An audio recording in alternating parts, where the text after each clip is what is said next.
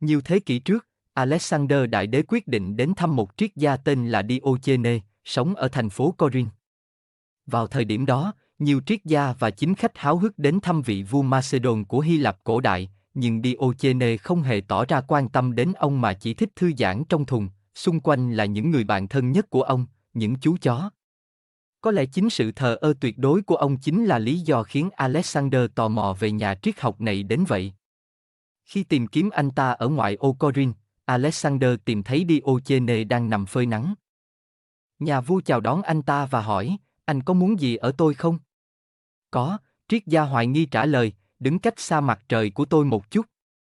Alexander Đại Đế vô cùng ấn tượng trước tính kiêu kỳ và xa cách của Diogenes, đặc biệt là đối với một người đàn ông tầm cỡ như vua Alexander Đại Đế, và đã tuyên bố với những người theo ông ngay sau đó, nhưng thực sự, nếu tôi không phải là Alexander, tôi ước mình là Diogenes.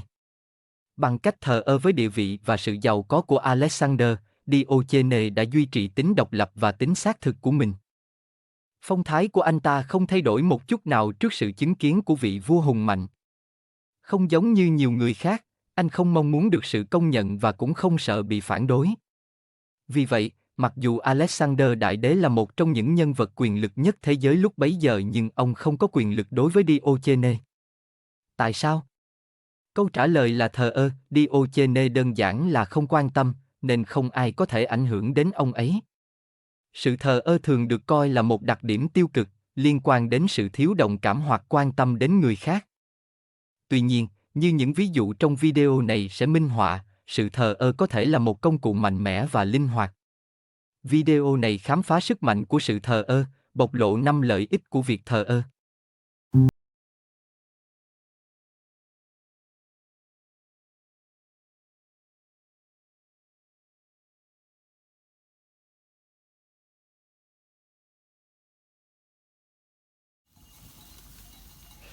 Hầu hết mọi người đều là cừu. Họ tuân theo bầy đàn, cư xử theo cách người khác cư xử và đi theo lộ trình mà người khác đã đặt ra cho họ. Cách tiếp cận này vốn không sai vì nó có thể mang lại sự an toàn và bảo mật. Hơn nữa, nó có thể ngăn chặn sự chỉ trích và bác bỏ của quần chúng. Tuy nhiên, những người đi chệch khỏi con đường này có nguy cơ bị chỉ trích, chế giễu, thậm chí tẩy chay. Mọi người nói chung không hề thờ ơ với ý kiến của người khác và cách họ nhìn nhận chúng. Họ sợ không thuộc về, bị từ chối hoặc bị bỏ rơi. Nhưng như các triết gia như Arthur Schopenhauer và các nhà khắc kỷ đã chỉ ra, ý kiến của người khác không quan trọng như chúng ta nghĩ. Nếu chúng ta muốn theo đuổi ước mơ của mình hoặc thể hiện một tính cách phù hợp hơn với con người thật của mình, chúng ta cần phải thờ ơ với một số quy ước xã hội và ý kiến của người khác. Trong bài tiểu luận tự lực, Ralph Waldo Emerson lập luận rằng mặc dù xã hội thường gây áp lực buộc chúng ta phải tuân theo, nhưng chúng ta nên cố gắng sống đúng với bản thân và là những người có tư tưởng độc lập. Chúng ta không nên dựa vào ý kiến của người khác mà phải có niềm tin vào chính mình. Emerson ủng hộ ý tưởng thờ ơ với quan điểm của người khác trong khi vẫn tin tưởng vào bản thân. Tuy nhiên, ông cũng cảnh báo không nên tách mình hoàn toàn khỏi thế giới nếu chúng ta muốn sống đích thực. Emerson viết, trên đời thật dễ dàng sống theo ý kiến của thế giới, thật dễ dàng trong cô độc để sống theo ý mình, nhưng người vĩ đại là người ở giữa đám đông giữ được sự độc lập của sự cô độc một cách ngọt ngào hoàn hảo. Kết thúc trích dẫn. Về tự do và tính xác thực, sức mạnh của sự thờ ơ nằm ở sự tự do mà chúng ta tạo ra bằng cách sống thật với chính mình và không dựa vào ý kiến của người khác. Làm như vậy cho phép chúng ta theo đuổi ước mơ của mình và sống đích thực, ngay cả khi điều đó có nghĩa là đi chệch khỏi các chuẩn mực xã hội. Câu chuyện về Diogenes ở đầu video này là một ví dụ điển hình về việc một người coi thường ý kiến của người khác và sống theo ý mình.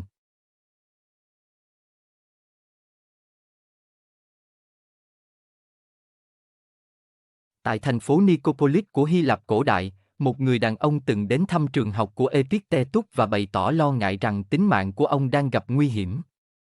Ông sợ hoàng đế sẽ tống ông vào tù hoặc trục xuất ông khỏi Dome. Tuy nhiên, Epictetus lập luận rằng những sự kiện như vậy không nằm trong tầm kiểm soát của chúng ta, thứ duy nhất thuộc về chúng ta là ý chí của chúng ta, hay nói cách khác là thái độ của chúng ta đối với những sự kiện này. Sao nó lại quan trọng? Theo các nhà khắc kỷ, việc chúng ta cảm nhận thế nào về hoàn cảnh của mình phụ thuộc vào thái độ của chúng ta. Chất lượng suy nghĩ của chúng ta quyết định cách chúng ta đối phó với nghịch cảnh. Giả sử chúng ta tin rằng việc bị cầm tù hoặc bị trục xuất là điều khủng khiếp. Trong trường hợp đó, chúng ta sẽ kinh hoàng khi điều đó xảy ra và hậu quả là chúng ta sẽ trở nên suy sụp về mặt cảm xúc. Nhưng giả sử chúng ta tin rằng những sự kiện như vậy chỉ đơn giản là sự vận hành của vũ trụ, chúng ta không có quyền kiểm soát và bản thân chúng không tốt cũng không xấu. Trong trường hợp đó, chúng ta sẽ kiên cường về mặt cảm xúc và có thể đương đầu khi chúng xảy ra. Những người theo chủ nghĩa khắc kỷ tin rằng bất kể khó khăn đến đâu, chúng ta vẫn có quyền lựa chọn thái độ.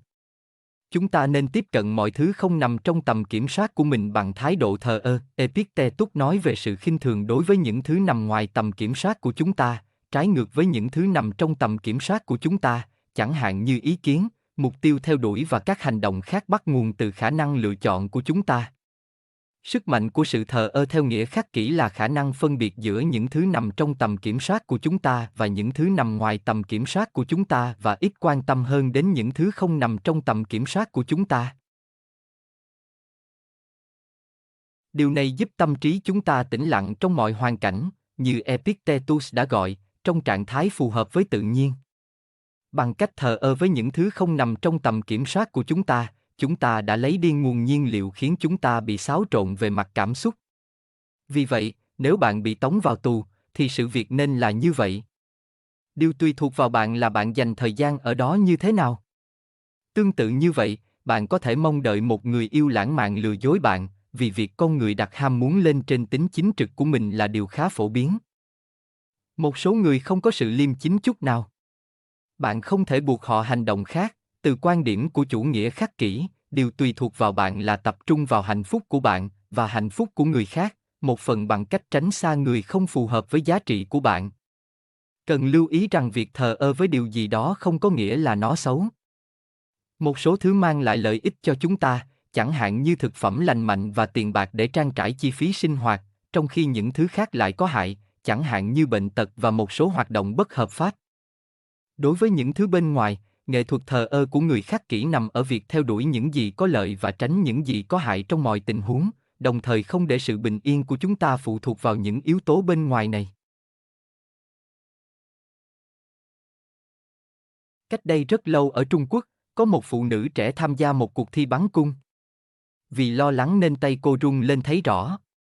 Tuy nhiên, cô vẫn quyết tâm giành chiến thắng trong giải đấu vì số tiền thưởng có thể giúp gia đình cô sống sót. Thật không may, cô ấy đã thể hiện rất tệ. Đau buồn vì thất bại, cô tự nhủ, trong thực tế, tôi hiếm khi trượt mục tiêu. Nhưng trong một cuộc thi, tôi không làm gì khác ngoài việc trượt. Khi cô gái trẻ tham gia một giải đấu, sự lo lắng đã cản trở cô giành chiến thắng, mặc dù cô có thể giành chiến thắng hoàn toàn dựa vào kỹ năng. Cô gắn bó với kết quả của cuộc thi vì số tiền thưởng sẽ giúp gia đình cô sống sót. Sự gắn bó này đã che mờ hiệu suất của cô ấy. Cung thủ lo lắng cho chúng ta thấy sự gắn bó của chúng ta với những kết quả cụ thể có thể dẫn đến cảm xúc đau khổ và nghi ngờ bản thân như thế nào. Chúng ta cảm thấy có nhu cầu, đôi khi là nhu cầu tuyệt vọng, để đạt được một kết quả cụ thể, điều này tự nó gợi lên sự lo lắng. Chúng ta có thể nghĩ, nếu tôi không thắng và không nhận được tiền thưởng thì sao? Điều gì sẽ xảy ra với gia đình tôi? Tôi phải thắng. Tôi không thể thua được. Những suy nghĩ như vậy cuối cùng sẽ tạo ra áp lực to lớn khiến hiệu suất của chúng ta sụp đổ. Thay vì thực hiện tốt, điều xảy ra ở hiện tại trong chính hành động, chúng ta cố gắng thực hiện một cách sợ hãi, điều này hướng nhiều hơn đến tương lai nơi hành động của chúng ta diễn ra. Thật không may, trong nhiều trường hợp, chúng ta càng cố gắng thì mọi chuyện càng trở nên tồi tệ hơn, như chúng ta đã khám phá trong video trước về quy luật nỗ lực đảo ngược. Ngược lại, chúng ta ít có xu hướng gắn bó về mặt cảm xúc với những kết quả cụ thể khi tiếp cận các tình huống với tư duy thờ ơ. Thay vào đó, chúng ta tập trung vào quá trình và nỗ lực mình bỏ ra hơn là kết quả.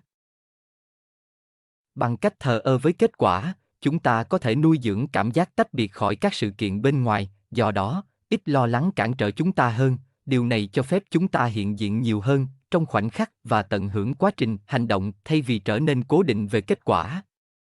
Bằng cách đó, chúng ta có thể trải nghiệm sự bình yên nội tâm hơn, giảm nguy cơ đau khổ về mặt cảm xúc và cuối cùng là hoạt động tốt hơn trong nhiều tình huống khác nhau.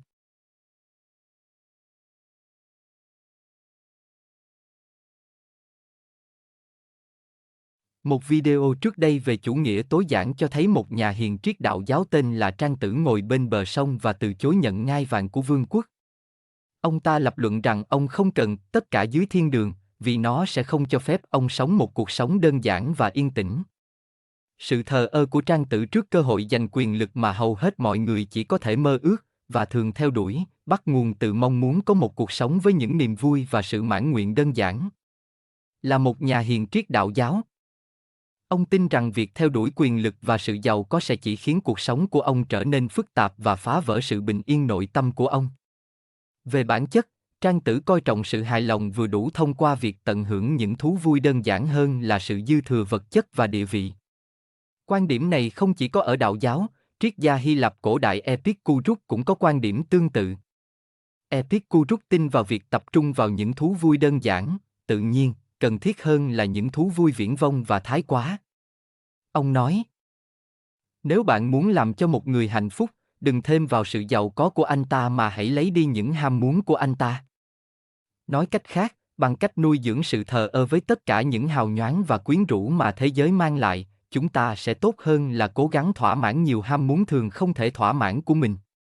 Cuối cùng, cả hai cách tiếp cận đều có chung một mục tiêu, sự hài lòng hoặc trạng thái yên bình, còn được gọi là ataraxia, trạng thái mà chúng ta trải nghiệm khi mong muốn của mình được thỏa mãn.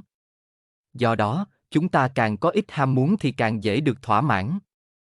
Tuy nhiên, nếu chúng ta trải qua một hố sâu ham muốn không đáy thì sự thỏa mãn gần như không thể xảy ra. Vậy đâu là lựa chọn hợp lý và bền vững nhất? Sự thờ ơ với những thú vui vô ích, chẳng hạn như sự giàu có và quyền lực cực độ, cho chúng ta cơ hội hài lòng với những thứ ít hơn và trân trọng những thú vui đơn giản của cuộc sống.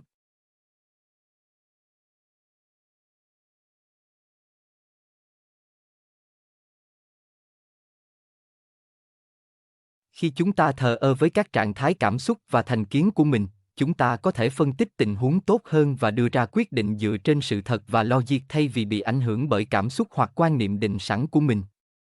Những thành kiến và trạng thái cảm xúc của chúng ta có thể ngăn cản chúng ta đưa ra những quyết định hợp lý và khách quan bằng cách che mờ khả năng phán đoán của chúng ta và khiến chúng ta đưa ra quyết định dựa trên mong muốn hoặc cảm xúc của mình hơn là những gì tốt nhất cho tình huống.